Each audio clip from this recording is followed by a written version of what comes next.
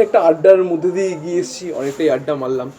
আমরা একটা জিনিস জানতে চাইছি, মানে তোমাদের সেই সময় তোমরা যখন ছবি নিয়ে কাজকর্ম করছিলে, সেই সময় তথ্যচিত্র বা প্রামাণ্যচিত্র, এই তথ্যচিত্রের বিষয়টা কিভাবে গ্রো করতে লাগলো? কারণ ছবি বানানো তো এমনিতেই খুব খরচা সাপেক্ষ বিষয়, অনেক টাকা লাগে।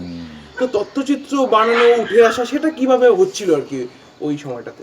এখন সেই সময় যেটা হতো, সেই সময় সরকার থেকে কিছু তথ্যচিত্র তৈরি হতো, নিউজ রিল বলতো ওটাকে। ওগুলো 1 রিল 2 রিলের কতগুলো নিউজকে জয়েন করে সেরকম তৈরি হতো। তো আমরা একটা করেছিলাম সেই সময়, প্রথম নেহেরু কাপ, তারপরে সল্ট লেকে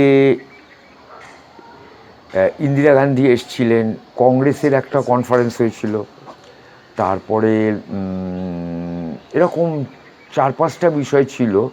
সব বিষয়গুলো এখন ঠিক মনে করতে পারছি না। এই দুটো বিষয় আমার পরিষ্কার মনে আছে। ইন্দিরা গান্ধীর শুটিংয়ে গেছিলাম, তারপরে ইডেন গার্ডেনের টেস্ট, আচ্ছা আচ্ছা, আমরা ক্লাব হাউসে বসে খেলা দেখেছিলাম, ওই দলবলের সঙ্গে যেতাম আর কি, টোটাল টিমের সঙ্গে যেতাম। সেটা পশ্চিমবঙ্গ সরকার থেকে তৈরি হতো। আর পরীক্ষামূলক 1-8টা তথ্যচিত্র তৈরি হতো।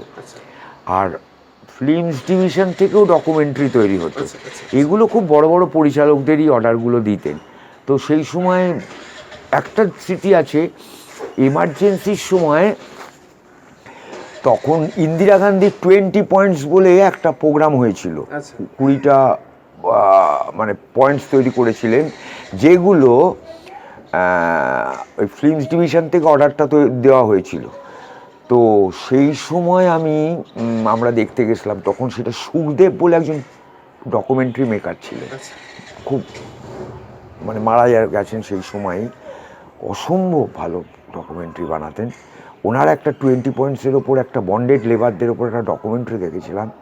আমার পরিষ্কার মনে আছে, সেটা one flew over the cuckoo's nest বলে সিনেমাটার সঙ্গে দেখানো হতো। আচ্ছা। তো ওই ডকুমেন্টারিটা দেখানোর জন্য আমি 1-2বার এক্সট্রা দেখেছিলাম ছবিটা। আচ্ছা, অপূর্ব। মানে লাস্টে সেই মনে আছে, একটা সেই লক আপের গড়াদের দরজাটা খুলে যাচ্ছে, ওখান থেকে আলো বেরোচ্ছে, যে ইন্দিরা গান্ধীর এই নীতির জন্য বা এর জন্য এইগুলো, মানে এইটা সম্ভব হলো আর কি।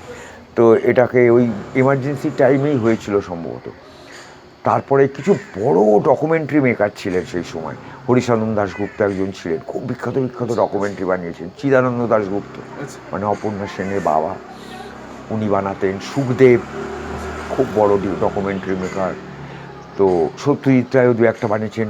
আর একটা ঘটনা আমার মনে আছে, সেই অশনি সংকেত দেখতে গেছি, তার সঙ্গে ইনারাই বলে একটা ডকুমেন্টারি দেখানো হতো।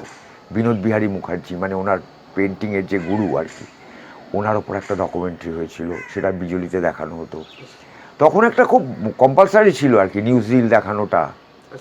ন্যাশনাল এমনিতে মানে আমরা আজকে যেটাকে ডকুমেন্টারি বলি, মানে একদম ডকুমেন্টারি, মানে সিনেমা আকারে যে ডকুমেন্টারি দেখি, সেই অভিজ্ঞতাগুলো তোমার এডিট করার খুব লার্জ স্কেলে ডকুমেন্টারি তখন তো খুব হতো না। কারণ সবটাই খুব ব্যয়সাধ্য ছিল তখন। তখন টাকা জোগাড় করাটা খুব কঠিন ছিল। মানে একটা লোককে একটা কিছু করতে গেলে, কারণ ইনিশিয়ালি প্রথমেই তোমায় ফিল্ম কিনতে হবে, এটাই তো প্রবলেম। ইনিশিয়ালি প্রথমে তোমার দোকানে গিয়ে ফিল্মের ক্যান কিনতে হবে, তারপর ক্যামেরা নিতে হবে, তারপর ল্যাবরেটরি প্রসেসিংয়ে যেতে হবে, প্রিন্ট করাতে হবে, সাউন্ড কিনতে হবে, সবটাই একটা বড় লেন্দি প্রসেস।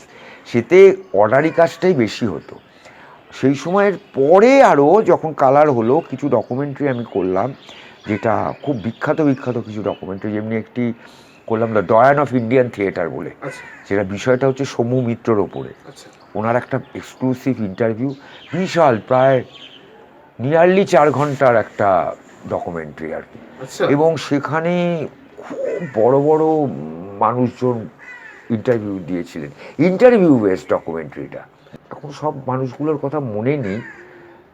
তো এদের পর শাওলি মিত্র ছিল। তো শম্ভুবাবু সম্বন্ধে সব বলা হয়েছিল, যে কিভাবে উনি করতেন কাজগুলো, অনেক রকম পরীক্ষা নিরীক্ষা। এবং ওটা আর্কাইভ, ওটা পুনে ইনস্টিটিউটের জন্য বানানো হয়েছিল।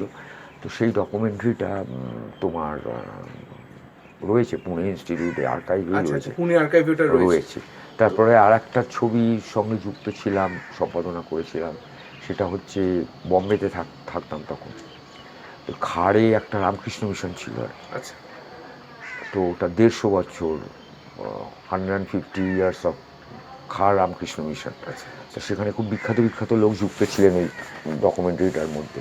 তেমনি নবেন্দু ঘোষ ছিলেন, আচ্ছা ওটা আচ্ছা, স্ক্রিপ্ট লিখেছিলেন। তারপরে তোমার দুলাল গুহ ছিলেন। তো আর.ডি. বর্মনেরও মিউজিক ব্যবহার হয়েছিল, মানে উনি হেল্প করেছিলেন। তো সেই সূত্রে তখন খুব যাতায়াত ছিল, রামকৃষ্ণ মিশনে যেতাম।